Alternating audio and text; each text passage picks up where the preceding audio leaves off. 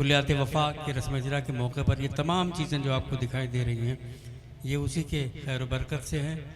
कुल्लियात वफ़ा न सिर्फ दो शेरी मजमूए हैं बल्कि पूरी ज़िंदगी का निचोड़ है, अक्स है।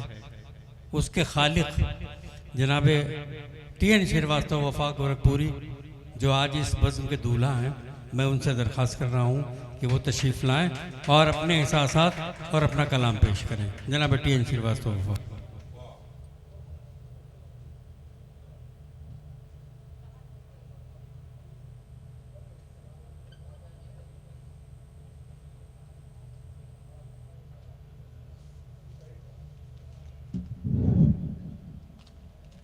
कहाँ से शुरू करूं समझ में नहीं आता है।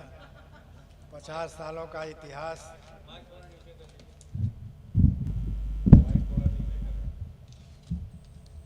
सबसे पहले तो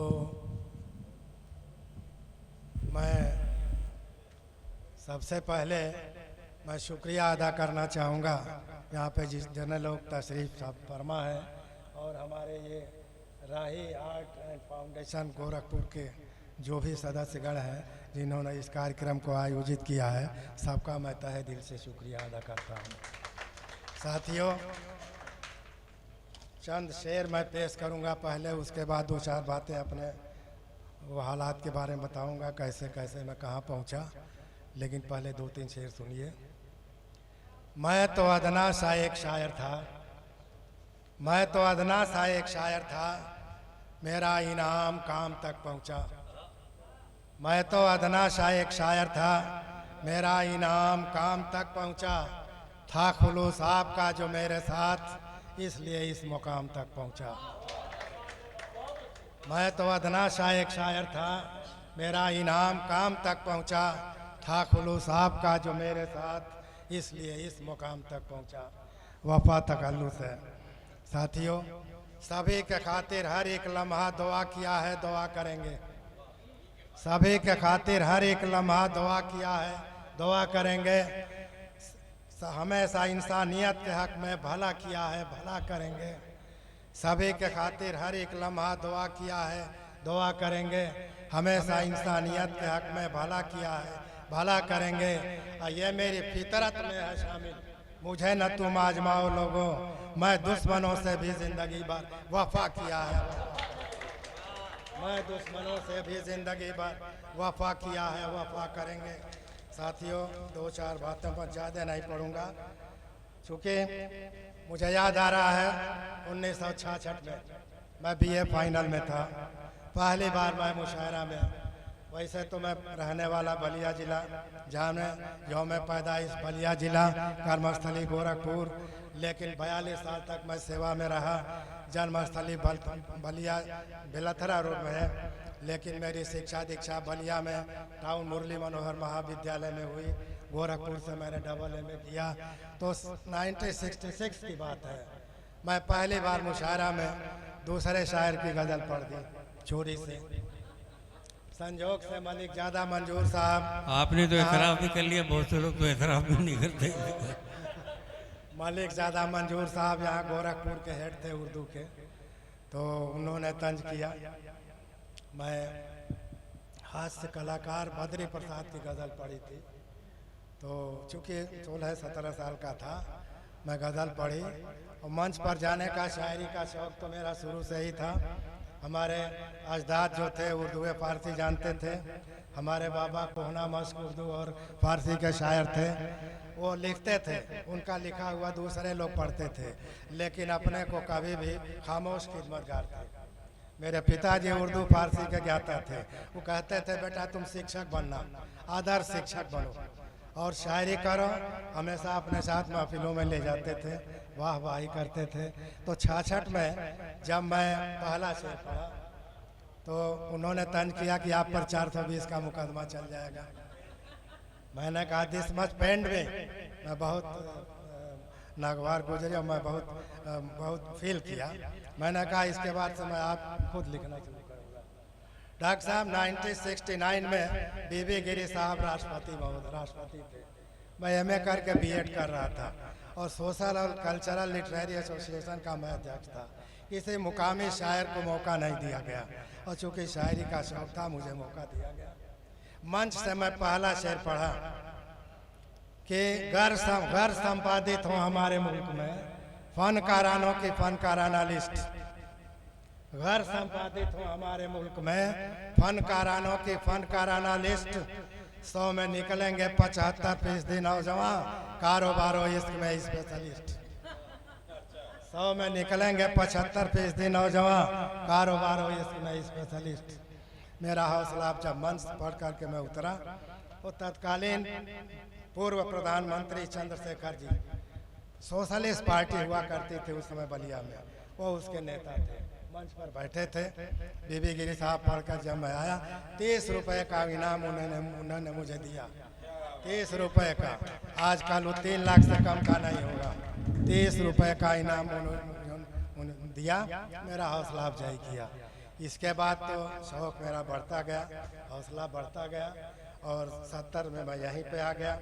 उसके बाद से 20-25 साल तक मैं लिखता गया और पूरा उसका मैं अंजाम दिया 1995 में। इस दौरान 1980 में बलिया के ददरी मेले में हमेशा एक दिन कवि सम्मेलन होगा, एक दिन मुशायरा होगा, एक दिन लोक गीत होगा। तो मैं अभी मेंबर हमेशा जाता रहा। तो फिराक साहब आए थे, तो मंच से मैं TN बलिया भी लिखता था पहले।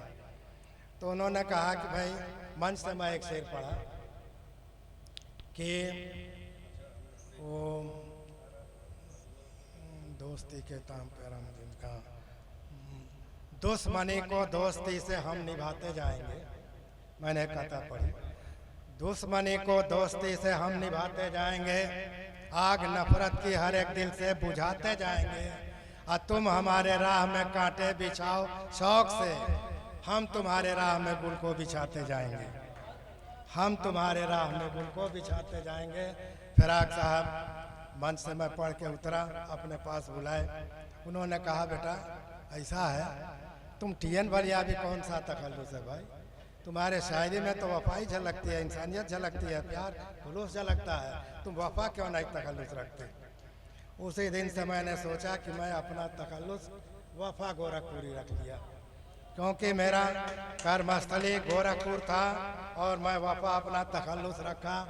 और गोरखपुर ने जो मुझे दिया, चंद शेर सुनिए। रोजी रोटी दी और ढेरों प्यार गोरखपुर ने, रोजी रोटी दी और ढेरों प्यार गोरखपुर ने, क्या नहीं मुझको दिया है दोस्त गोरखपुर ने।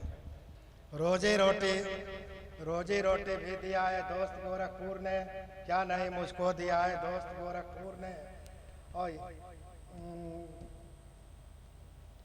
रोजी रोटी दी और ढेरों प्यार गोरखपुर ने, क्या नहीं मुझको दिया है दोस्त गोरखपुर ने। ये मेरी साहित्य साधना भी इसी की देन है, ये मेरी साहित्य साधना भी इसी की देन है किया मुझ पर बड़ा उपकार गोरखपुर ने। साथियों, मेरे उस्ताद तो राशिद साहब सिद्दीकी साहब थे, फिर वो क्या नाम है, वो शबनम गोरखपुरी का भी मैं बड़ा एहसान मानता हूँ, उन्होंने मेरी रहनुमाई की।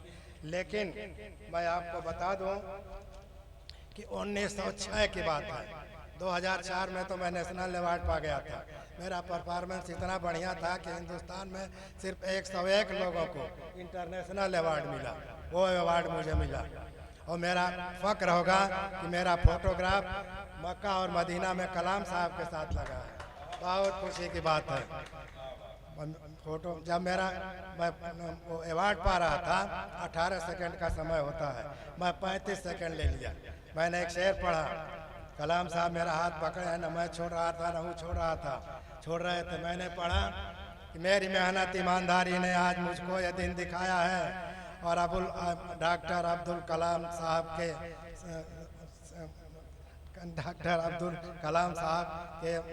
लिए डॉक्टर अब्दुल कलाम के हाथ से मैंने बेशकीमती इनाम पाया है। लोग मेरा हाथ छोड़ न हूँ छोड़, फोटोग्राफ तो राष्ट्रपति वाला लोग विदेशों में भी ले जाते हैं। तो ये इसके बाद मेरी मुलाकात 2006 में डॉक्टर कलीम कैसर साहब से हुई। दोस्तों, मैं आपको बताना चाहूँगा, ये हमें निहायत शरीफ, जरा सुनिए, ये मुझे निहायत शरीफ, मुनसिफ मिजाज और संजीदा, आला जर्फ, इंसान दोस्त, उर्दू दोस्त, हिंदी दोस्त, मिलनसार, नर्म दिल, रहम दिल और आला किरदार के आदर्श नमूना लगे। आला किरदार के आदर्श नमूना लगे और उनकी शख्सियत से उनकी शराफत का इजहार होता है। और जो शरीफ इंसान होता है वो बाशऊर होता है, और जो बाशऊर होता है वह हकीकत पसंद, खर्रा और सच्चा इंसान भी होता है। साथियों, इस शख्स की इन सारी अच्छाइयों से मैं इतना मुतासिर हुआ कि शायरी के सफ़र में उस्ताद शायर रास्ते सिद्दीकी साहब रहे, लेकिन मैं इस डॉक्टर कलीम कैसर साहब को अपना आदर्श मान लिया। आपको मैं बता दूं कि इनसे मिलने के पहले मेरी 16 गज़ल संग्रह आ चुकी थी। मेरा 2 ऑडियो कैसेट है और कलाम वफा किया है, वफा करेंगे। लेकिन इन्होंने जो मैं आज भी जो कुछ भी लिखता हूँ इनको सुनाता हूँ पहले। तो रही ये बात, अब मैं आप लोगों से ही कहूँगा, मेरी इच्छा है इसके बाद एक गज़ल पढ़ के अपनी रुखसत हूँगा कि मैंने एक शेर लिखा है।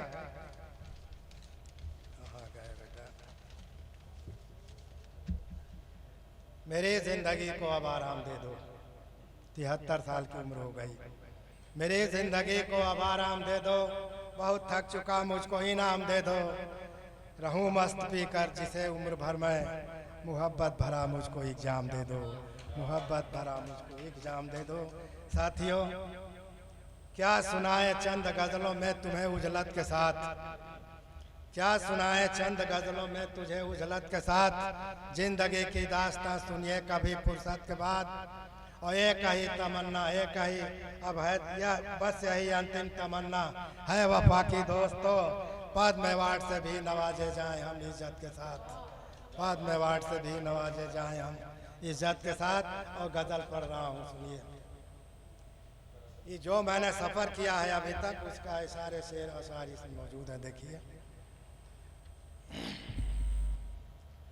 कुछ शेर मेरे आ गए उनकी ज़बान पर, कुछ शेर मेरे आ गए उनकी ज़बान पर, कुछ शेर मेरे आ गए उनकी ज़बान पर। उड़ने लगी है मेरी गज़ल आसमान पर, उड़ने लगी है मेरी गज़ल आसमान पर। सच्चाइयों का लोगों से इनाम ये मिला, सच्चाइयों का लोगों से इनाम ये मिला। सच्चाइयों का लोगों से इनाम ये मिला। पत्थर बरस रहे हैं हमारे मकान पर, पत्थर बरस रहे हैं हमारे मकान पर। सच्चाइयों का लोगों से इनाम ये मिला। पत्थर बरस रहे हैं हमारे मकान पर। दाना दिखा के कैद न करना परिंद को, दाना दिखा के कैद न करना परिंद को। दाना दिखा के कैद न करना परिंद को। ऐसा सितम न ढाना किसी बेजुबान पर, ऐसा सितम न ढाना किसी बेज़बान पर। सच बोलने की हमने भी हिम्मत तो की मगर, सच बोलने की हमने भी हिम्मत तो की मगर। सच बोलने की हमने भी हिम्मत तो की मगर। छाले पड़े हुए हैं अभी तक ज़बान पर, छाले पड़े हुए हैं अभी तक ज़बान पर। सच बोलने की हमने भी हिम्मत तो की मगर। छाले पड़े हुए हैं अभी तक ज़बान पर। और किस किस से क्या सलूक करूं ये बताइए, किस किस से क्या सलूक करूं ये बताइए। 100 आफतों का डेरा है एक मेरी जान पर, 100 आफतों का डेरा है एक मेरी जान पर। मक्ता पढ़ रहा हूँ। ये 50 साल का जो सफ़र है। मंजिल हमें मिली तो वफा सब थे खुश मगर, मंजिल हमें मिली तो वफा सब थे खुश मगर, मंजिल हमें मिली तो वफा सब थे खुश मगर। किसकी नजर गई है हमारी थकान पर, किसकी नजर गई है हमारी थकान पर। मंजिल हमें बहुत मिली अच्छा। तो वफा सब थे खुश मगर, वाह, किसकी मंजिल नजर हमें गई मिली तो है वफा। हमारी थकान पर। बहुत बहुत शुक्रिया सर। बहुत शुक्रिया, बहुत शुक्रिया। 73 बरस के आदमी ने 73 शेर सुनाया आपको। गुड।